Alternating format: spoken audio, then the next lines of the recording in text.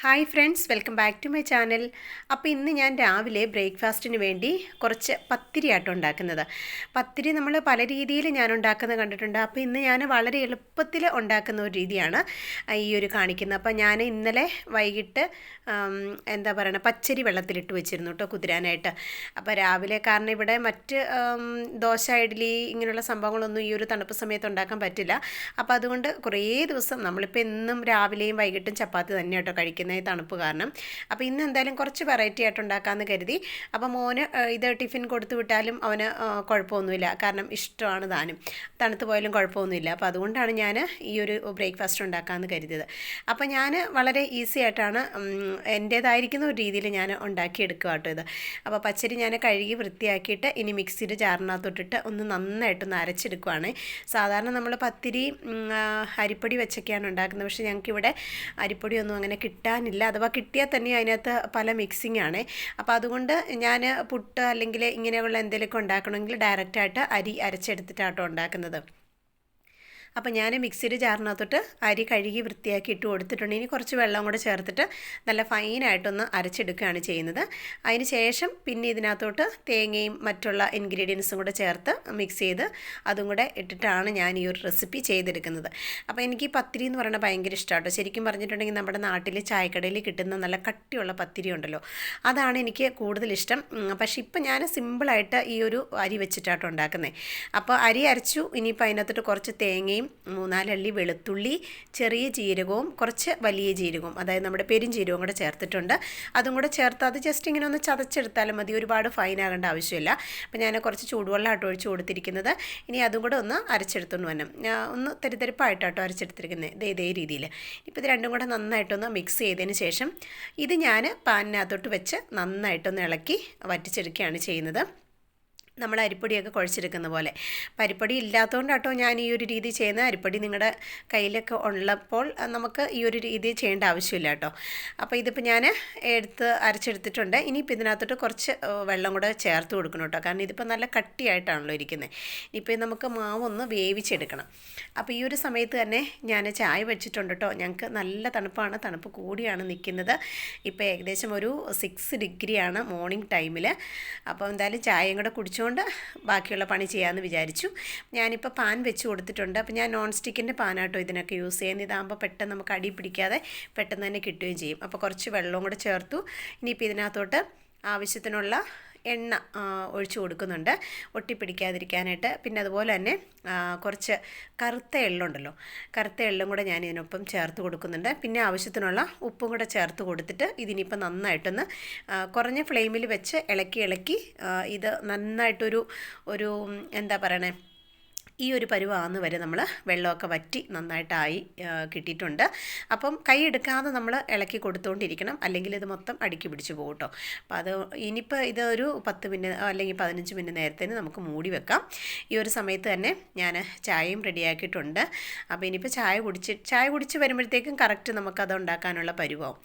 അപ്പം നമുക്ക് രാവിലെ ബ്രേക്ക്ഫാസ്റ്റിന് എനിക്ക് ഓൾറെഡി ഇന്നലെ ചിക്കൻ വാങ്ങിച്ചിട്ടുണ്ടായിരുന്നു. അപ്പോൾ ചിക്കൻ കറി ഞാൻ വെച്ചിട്ടുണ്ട്. അത്യാവശ്യം കുറേ കാര്യങ്ങളൊക്കെ ഇപ്പോൾ തണുപ്പായതുകൊണ്ട് തന്നെ രാത്രി തന്നെ ഞാൻ ചെയ്ത് വെക്കാറുണ്ട് കേട്ടോ, കാരണം മാക്സിമം രാവിലെ നമുക്ക് ഭയങ്കര ബുദ്ധിമുട്ടാണ് കുക്ക് ചെയ്യാനായിട്ട്. അപ്പോൾ ചായ കുടിയൊക്കെ കഴിഞ്ഞിട്ട് ഞാനത് ഈ ഒരു പയറുണ്ടല്ലോ, ഈ ഒരു പയർ എന്ന് പറയുന്നത് നമ്മുടെ സോയാ ചങ്ക്സ് ഉണ്ടല്ലോ, അത് ഈ ഒരു പയറിൽ നിന്നാണ് ആ സോയാ ചങ്ക്സ് ഉണ്ടാക്കുന്നത്. അപ്പോൾ ഇത് സോയാബീൻ എന്ന് തന്നെയാണ് ഇതിന് പറയുന്നത്. അപ്പോൾ ഇത് അരച്ചിട്ട് ആണ് നമ്മൾ സോയാ ചങ്ക്സ് ഉണ്ടാക്കുന്നത്. അപ്പോൾ എനിക്കിവിടെ വൻപയർ കിട്ടുമല്ലാത്തതുകൊണ്ട് വൻപയർ വെച്ചിട്ടുള്ള കറികളൊക്കെ ചെയ്യുന്നത് ഞാൻ ഈ ഒരു പയർ വെച്ചിട്ടാട്ടോ. നമുക്ക് അല്ലെ പിന്നെ നാട്ടിലൊക്കെ പോയിട്ട് വരുമ്പോൾ മാത്രമേ ഞാൻ വൻപയർ കൊണ്ടുവരാറുള്ളൂ. അപ്പോൾ ഇവിടെ നമുക്കിപ്പം ഇതാണ് കിട്ടുന്നത്. അപ്പോൾ എനിക്ക് കഴിഞ്ഞ ദിവസം നമ്മൾ വെട്ടിയ വാഴക്കൊല ഉണ്ടായിരുന്നു. അപ്പം പയറും ഈ ഒരു കായും കൂടി ചാറ് വെക്കാമെന്നാണ് വിചാരിച്ചേക്കുന്നത് ഉച്ചക്കത്തേന്. അപ്പം ഞാൻ പയർ തലേദിവസം വെള്ളത്തിലിട്ടിരുന്നു കേട്ടോ. ഇനിയിപ്പോൾ ഇത് രണ്ടും കൂടെ ഒരുമിച്ച് കഴുകി വൃത്തിയാക്കി കുക്കറിനകത്തോട്ട് ആവശ്യത്തിനുള്ള വെള്ളവും ഉപ്പും ചേർത്ത് ഞാൻ വെച്ച് കൊടുക്കുകയാണ്. വേവിച്ചതിന് ശേഷം പിന്നെ ഇതിനകത്തോട്ട് അരപ്പ് ചേർത്ത് കൊടുത്താൽ മതി. അപ്പോൾ ഉച്ചക്കത്തേക്കുള്ള കറിയും ആകും. അപ്പോൾ ഇപ്പോൾ നമുക്ക് ലേറ്റ് ആയിട്ടാട്ടോ ക്ലാസ് സ്റ്റാർട്ട് ചെയ്യുന്നത്, 10 മണിയൊക്കെ ആകും. പിന്നെ അതുപോലെ ഉച്ചയ്ക്ക് 2:15 വരെയാണ് നമുക്ക് ക്ലാസ് ഉള്ളത്. അപ്പോൾ അതുകൊണ്ട് ഈ ഒരു രീതിയിൽ ഞാൻ കറികളെല്ലാം ആക്കി വെച്ചിട്ടാണ് പോകുന്നത്. പിന്നെ കുറച്ച് പാക്കറ്റ് പാലുണ്ടായിരുന്നു, അതും കൂടെ ഒന്ന് തിളപ്പിച്ച് വെക്കാമെന്ന് കരുതി പാല് തിളപ്പിച്ച് ആ പാത്രത്തിനകത്തോട്ട് തന്നെ ഞാൻ ഒഴിച്ചു കൊടുത്തിട്ടുണ്ട്. അപ്പോൾ അതും കൂടെ തിളപ്പിച്ചെടുക്കണം. അപ്പോൾ അതെല്ലാം ചെയ്തതിന് ശേഷം ഇപ്പോൾ നമ്മുടെ ഈ ഒരു മാവ് ഇവിടെ റെഡി ആയിട്ടുണ്ട്. അത്യാവശ്യം നല്ല ചൂടൊക്കെ ഉണ്ട്, പക്ഷേ നമുക്കിപ്പോൾ ചൂടൊന്നും കയ്യിലറിയാൻ പറ്റുന്നില്ല കേട്ടോ. എന്തായാലും ഞാൻ ഇതുപോലെ ഓരോ ഉരുളകളായിട്ട് എടുത്ത് കയ്യിൽ വെച്ചിട്ടാണ് പരത്തി ചൂടായ എണ്ണയിലോട്ട് ഇട്ട് കൊടുക്കുകയാണ് ചെയ്യുന്നത്. വളരെ സിമ്പിളായിട്ട് നമുക്കിത് മാവ് കൊണ്ട് അരിപ്പൊടി കൊണ്ട് കുഴച്ചിട്ട് നമുക്ക് സാധാരണ ചപ്പാത്തി പരത്തുന്ന പോലെ പരത്തിയിട്ട് കട്ട് ചെയ്തെടുത്താലും മതിയാവും. അപ്പോൾ ഇതുപോലെ ആട്ടോ ഞാൻ ചെയ്തെടുക്കുന്നത്. വളരെ പെട്ടെന്ന് കയ്യിൽ വെച്ചങ്ങ് പരത്തിയെടുക്കുകയാണ്, കാരണം ഇനിയും ചപ്പാത്തി പലകയിൽ പരത്താനൊന്നും സമയമില്ല കേട്ടോ. അപ്പോൾ ഇതുപോലെ വറുത്ത് കോരി, അപ്പോൾ ചിക്കൻ കറി ഓൾറെഡി ഉണ്ടായിരുന്നു, അത് പിന്നെ ചൂടാക്കി. അപ്പോൾ രാവിലെ ഞങ്ങൾ ഒരു പത്തിരിയും അരിപ്പത്തിരിയും ചിക്കൻ കറിയും ആയിരുന്നു രാവിലത്തെ ബ്രേക്ക്ഫാസ്റ്റ്. അപ്പോൾ ബ്രേക്ക്ഫാസ്റ്റ് കഴിച്ചുകൊണ്ടിരുന്നപ്പോൾ ഞങ്ങൾ ടെമ്പറേച്ചർ നോക്കിട്ടോ, 7 ഡിഗ്രിയാണ്. അതായത് മുകളിൽ നിങ്ങൾക്ക് ടൈം കാണാൻ പറ്റും. ഇപ്പോൾ സമയം ഏകദേശം 8:56 ആയിട്ടുണ്ട് കേട്ടോ.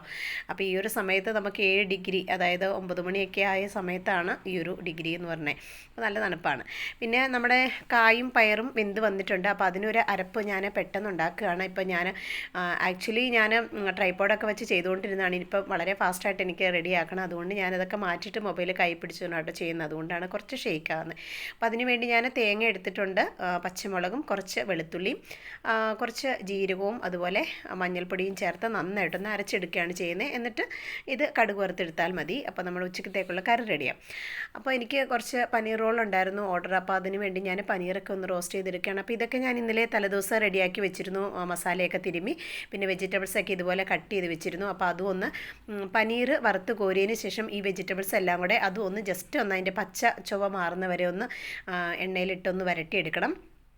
അപ്പോൾ ഇതിനകത്ത് ഞാൻ ക്യാബേജും ക്യാപ്സിക്കവും ക്യാരറ്റും അതുപോലെ തന്നെ ബീറ്റ്റൂട്ടുമാണ് എടുത്തിരിക്കുന്നത്. കുറച്ച് ഉപ്പും കൂടെ ചേർത്ത് ഇത് നന്നായിട്ടൊന്ന് അതിൻ്റെ പച്ച ആ ഒരു ക്രിസ്പിനെസ് മാറുന്ന വരെ ഒന്ന് വരട്ടിയെടുക്കണം.